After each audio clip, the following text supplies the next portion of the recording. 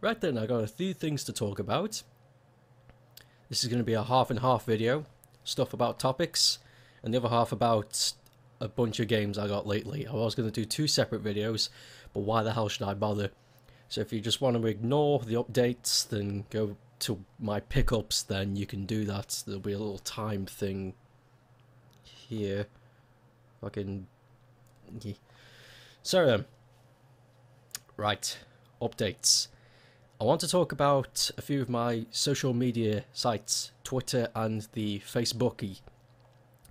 Facebook, well, I should rekindle my words. Kindle. I post the same thing on Twitter and Facebook, so it's no alienation. However, I have noticed that I get a lot more social feedback on Twitter, so I'm going to take advantage of that. If you've got suggestions for the show, or a general topic, or anything like that, post it on Facebook, because that seems to be more of a archive place now. But Twitter is a lot more friendly, I've noticed. For a lighter word, it's a lot more friendly. So then, on Twitter, if you want to just talk to me, or send me a little message, or a quickie, anything, use it via Twitter. So then, the big topics of important questions or anything like that, use Facebook.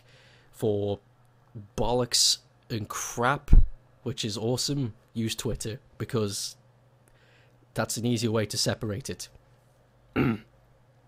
Also, I've been wanting to live stream for a long time now, however, my internet is awful. I will never be able, at this rate, to stream video games.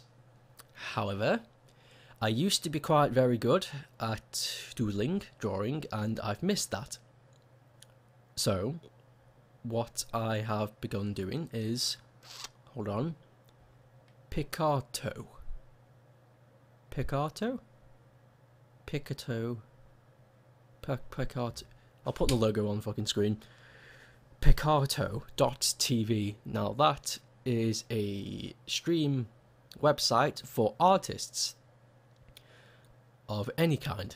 We're talking 3D models, we're talking anime, we're talking like paint or something.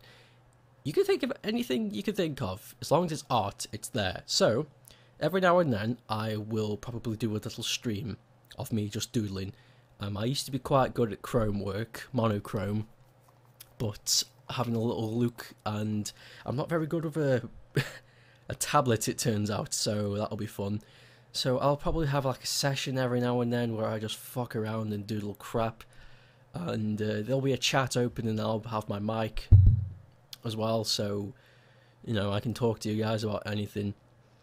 And yeah, it'll just be a little relaxed time, and I get to indulge in another hobby. Spread my wings again, because I have not doodled in a long time. A long time. I don't know why. I've just forgotten about it. It's strange to me. So yes, the Facebook. Running over everything again. Facebook. Big questions, archives, important topics, anything like that. However, you can use it however you want. That's just my preference. Twitter. Use it to ask me any old rubbish. Just contact me for any... That's just the mess around, fuck around contact list, and the Facebook's more of the serious side.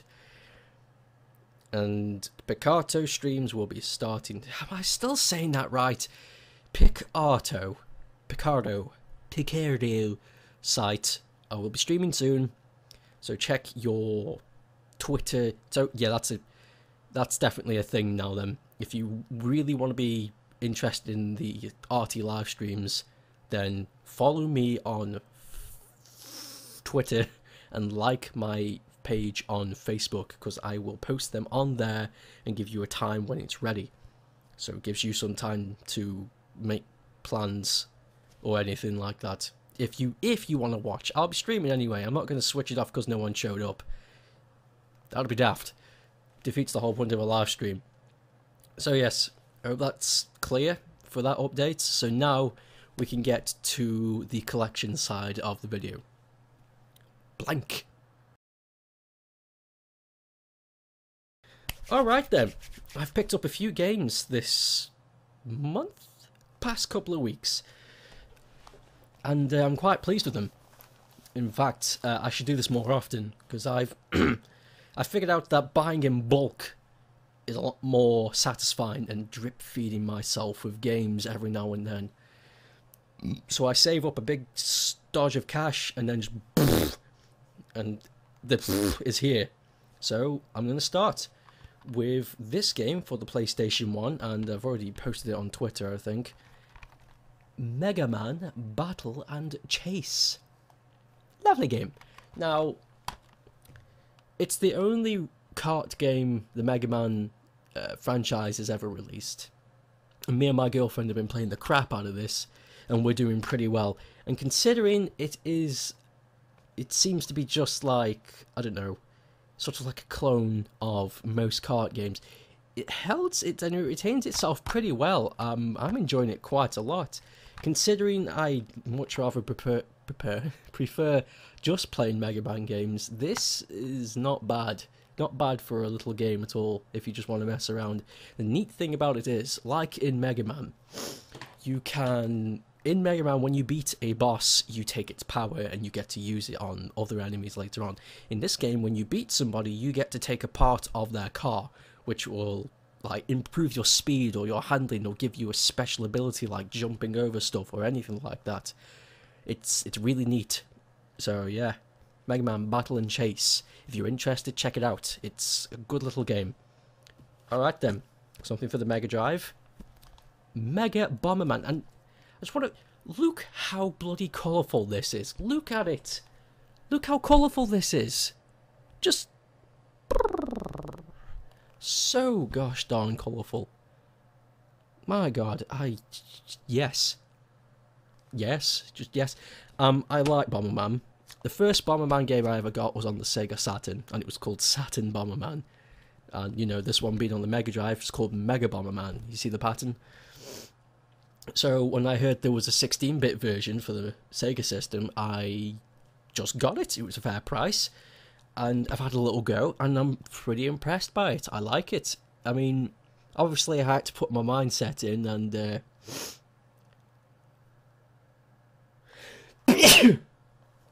excuse me.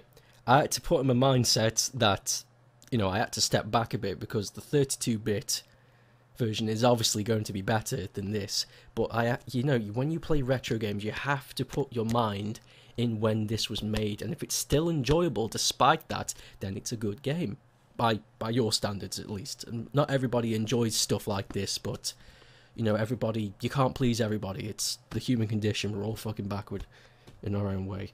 And originally this came with a Sega. Can you see that there?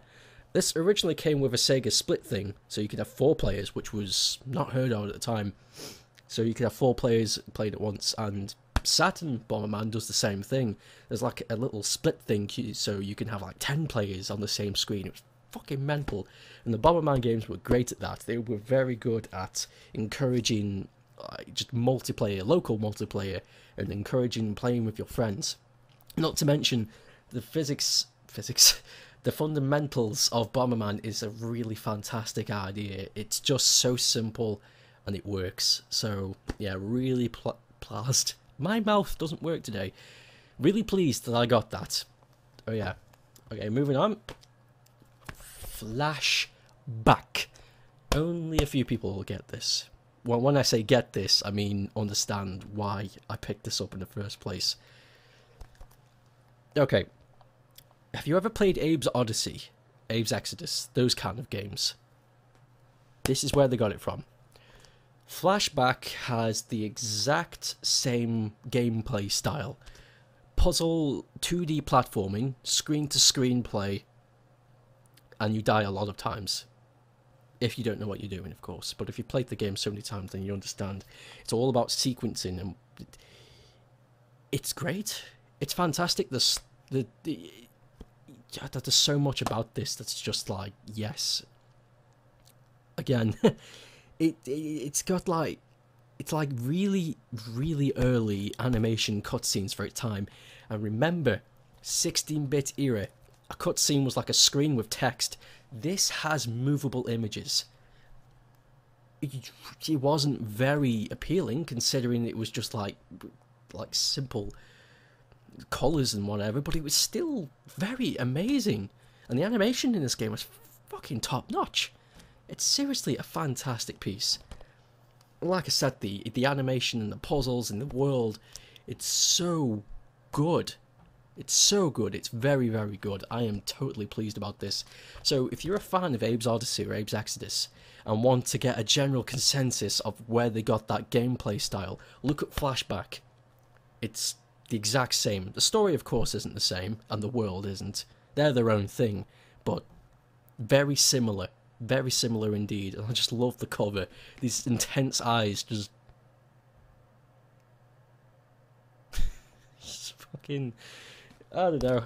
Just something about the cover that cracks me up. I like it. So yeah, pleased I got this too. Okay, moving on to... not modern anymore, but more modern, and perhaps more people will remember this who watch this channel. Original Xbox. And I've been wanting to get another Street Fighter game for a long time. Because I have Super Street Fighter 2 on the Mega Drive, and I have Street Fighter 4 on PlayStation 3. However, I saw this, and I thought, oh, 2 in 1, okay. It's Street Fighter, the Anniversary Collection for the original Xbox.